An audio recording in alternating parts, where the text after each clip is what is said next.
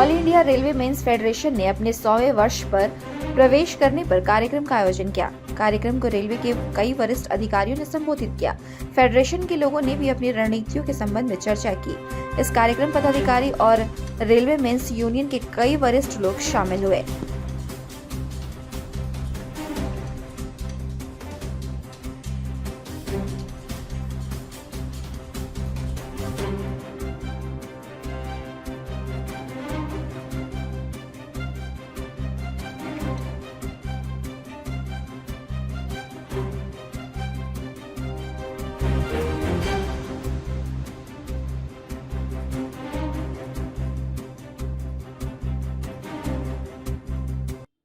Railway men's union Tata Nagar branch में all India railway men's federation के 99 वर्ष कंप्लीट होने के बाद 100वें वर्ष में प्रवेश के लिए आज पूरे भारतवर्ष में all India railway men's federation की तरफ से यह समारोह मनाया जा रहा है। आज हमारे टाटा नगर ब्रांच 1 में इस समारोह का हम लोग बहुत उत्साहपूर्वक मना रहे हैं और इस तरह का हमारा प्रोग्राम चक्रधरपुर डिवीज़न में हर ब्रांच में किया जा रहा है।